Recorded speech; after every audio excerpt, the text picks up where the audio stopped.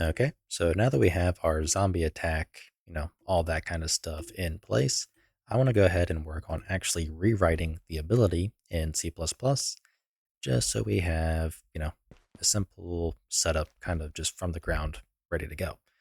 Now, basically, it's going to do the exact same thing, except it'll take in an array of montages as, details or properties, and select a random one to play each time. So that way we have, it's not going to be the same attack every single time. So to begin, let's go to our zombies module, go to gas, and we want to make a new ability. So this is going to be a normal gameplay ability, and we want it under a folder called abilities. Abilities. Having a hard time talking today. So we want it to be called gameplay ability underscore zombie attack. So we have that. And let's just go ahead and make a public section to implement the activate ability. I'm not too worried about the can activate ability.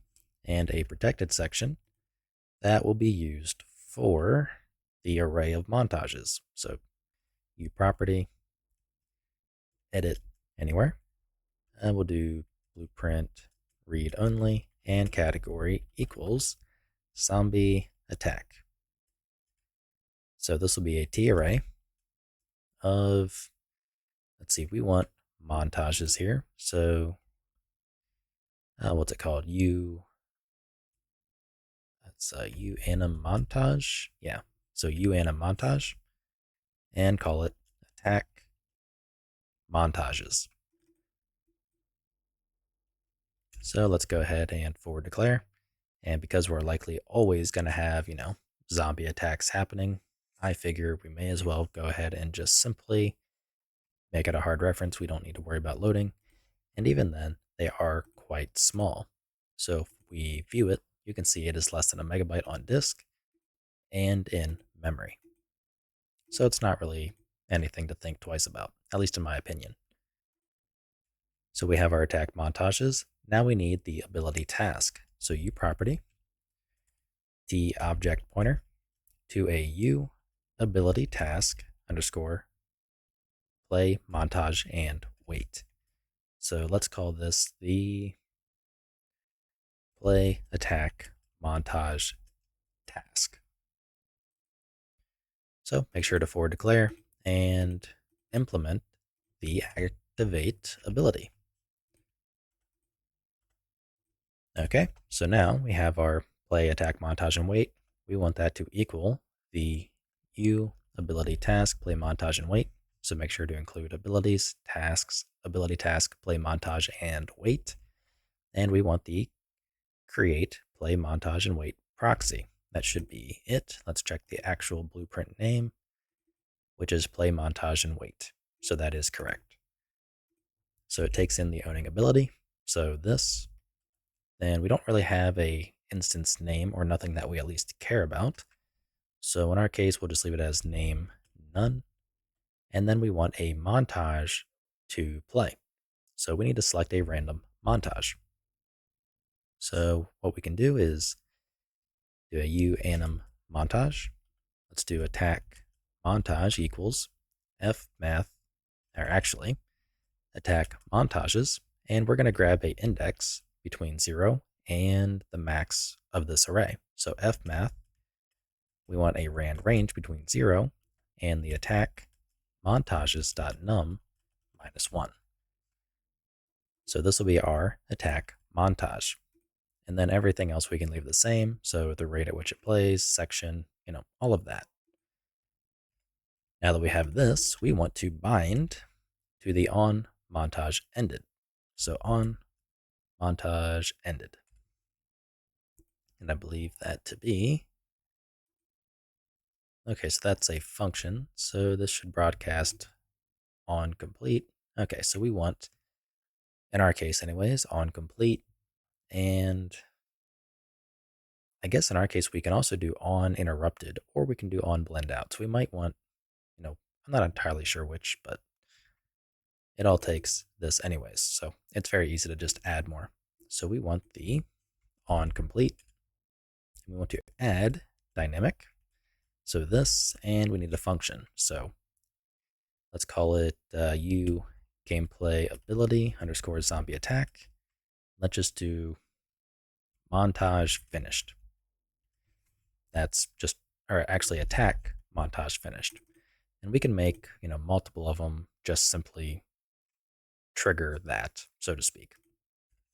So u function, void, attack montage finished. And there we go. Now we just need to simply activate it, and it will fire off this, in which case we want to end the ability. So end ability, pass in the current spec handle, current actor info, current activation info, then false and false because we're not replicating the ability and we don't care about it being canceled. It is just off or ending. And lastly, we do want to go ahead and bind to the on interrupted, and it's again just going to call on montage finished. I don't care about really anything else. So now that we have that, we are also really quick going to change the instancing policy, and these two, even though these two don't really matter because it's on, AI. So what we're going to do is make a constructor just to set them by default. So instancing policy equals e gameplay ability instancing policy of instanced per actor. And I just don't care about the other two. So we'll leave it there. Okay, let's go ahead, recompile, and relaunch, and we should have our new ability set up, and it should, in theory, just work. So let's make sure we can build. Once we are back in the editor, let's reopen what we had, and go to BP Zombie Pawn. Go to the ability system component, and we want to swap out the blueprint zombie attack. Actually, we don't want to swap it out. Let's actually go to GA zombie attack, class settings, and change it from gameplay ability to our gameplay ability zombie attack. So this being the new parent. And here we have the new settings there. We can reset these and just delete the activate ability because we are already doing what we need to do. Now in attack montages, we want to add the first attack. So I'll just name this one to attack 1 and simply duplicate to attack 2.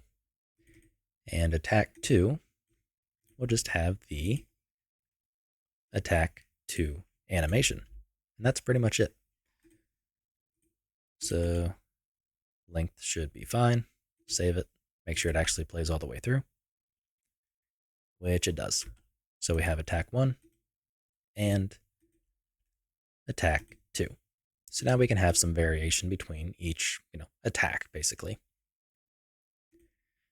Now let's just quickly confirm. So zombie spawns, doesn't attack. So that one was a high attack. The arm went high, arm went low, arm went high again, and arm went low again. So it is using both montages.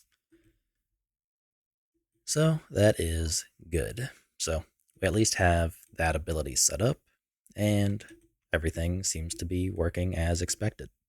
So with all of that out of the way, I'd say we are ready to continue pretty much with the attack logic. So I'll see you in the next video. If you like what I'm doing and you want to help support me, you can find a link to my Patreon in the description below, where you can also get early access to this entire series.